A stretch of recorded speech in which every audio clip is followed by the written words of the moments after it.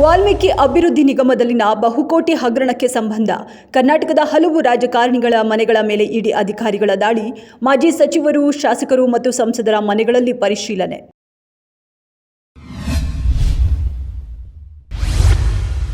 ನವ ವಿವಾಹಿತ ದಂಪತಿ ಸೇರಿ 9 ಮಂದಿ ಇದ್ದ ವಾಹನವು ಸಿಕ್ಕಿಂನ ತೀಸ್ತಾ ನದಿಗೆ ಉರುಳಿದೆ. ಪರಿಣಾಮ ಎಲ್ಲರೂ ನಾಪತ್ತೆಯಾಗಿದ್ದಾರೆ ಎನ್ನುವ ಮಾಹಿತಿ ಲಭ್ಯ. ಸಿಕ್ಕಿಂನಲ್ಲಿ ಭಾರೀ ಮಳೆಯಾಗುತ್ತಿರುವ ಕಾರಣ ವಾಹನ ನಿಯಂತ್ರಣ ತಪ್ಪಿ ತೀಸ್ತಾ ನದಿಗೆ ಉರುಳಿದೆ. ನವ ವಿವಾಹಿತರ ಜೊತೆಗೆ ವಾಹನದಲ್ಲಿ ಇತರ 7 ಪ್ರವಾಸಿಗರಿದ್ದರು. ಜೊತೆಗೆ ಚಾಲಕನು ಸೇರಿ ಎಲ್ಲರೂ ಕಾಣೆಯಾಗಿದ್ದಾರೆ.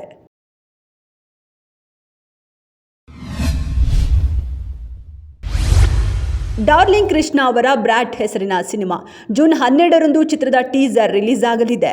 ಅದಕ್ಕೂ ಮೊದಲು ಕೃಷ್ಣ ಅವರ ಕುಟುಂಬಕ್ಕೆ ಟೀಸರ್ ತೋರಿಸಲಾಗಿದೆ. ಮಿಲನ ಹಾಗೂ ಪರಿ ಒಟ್ಟಾಗಿ ಟೀಸರ್ ನೋಡಿದ್ದಾರೆ. ಈ ವೇಳೆ ಮಗಳು ಪರಿ ಖುಷಿಯಾಗಿದ್ದಾರೆ.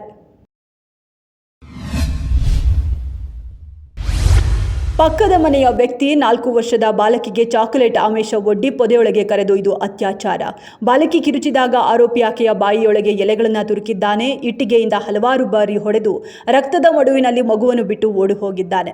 ಗಂಭೀರ ಸ್ಥಿತಿಯಲ್ಲಿದ್ದ ಕಾರಣ ಕಾನ್ಪುರ ಜಿಲ್ಲಾ ಆಸ್ಪತ್ರೆಗೆ ಕರೆದೊಯ್ಯಲಾಗಿದೆ.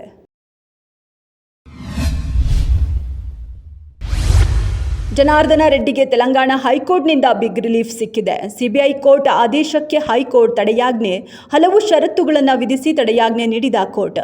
ಸಿಬಿಐನ ವಿಶೇಷ ನ್ಯಾಯಾಲಯವು 7 ವರ್ಷ ಜೈಲು ಶಿಕ್ಷೆಯನ್ನ ವಿಧಿಸಿತ್ತು.